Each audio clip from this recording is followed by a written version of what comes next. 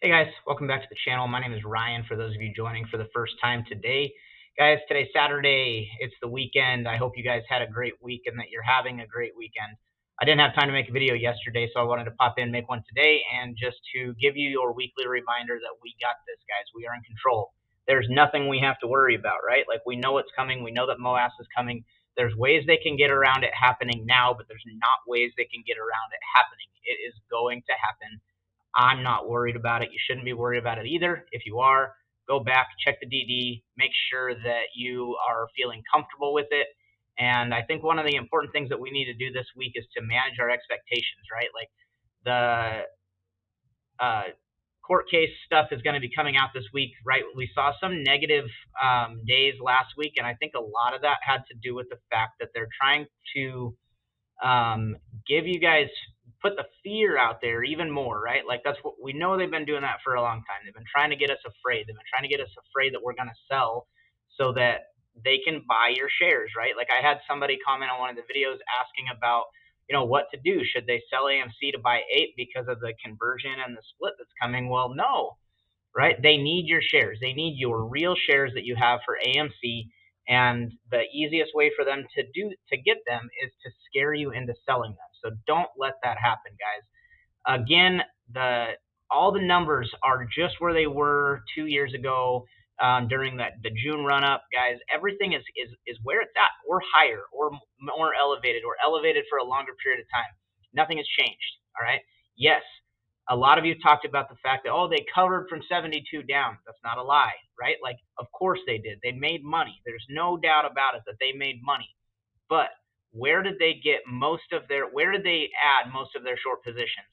At a dollar amount that's less than the share price is right now, right? And that's where they're afraid of. It's really dangerous for them letting it get down to this point. Okay. And guys, I'll tell you what, things are going to get dicey. Things are going to happen.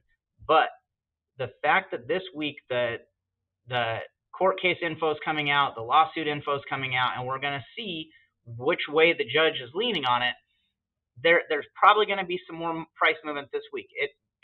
Good chances are it's going to go down a little bit more.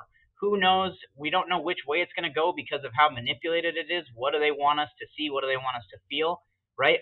The way that I feel is that I'm gonna know when it's the real thing. I'm gonna know when is time for me to sell, or time for me to start thinking about learning where that sell button was again, and go from there. But guys, it's not going to be this week that we're going to see some amazing things happen. I think they still have to come out with the date of when everything is going to transpire, and that's when I'm going to be starting to look at when things are actually going to happen.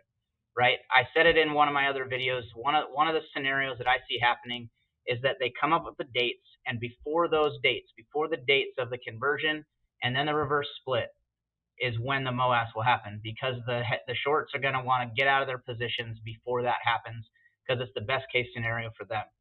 So guys, this week I don't think anything's going to happen too crazy. It might be an interesting week a little bit, but it's going to be a week that you can use to just continue to build your positions, continue to build your knowledge, and really just manage your expectations going forward.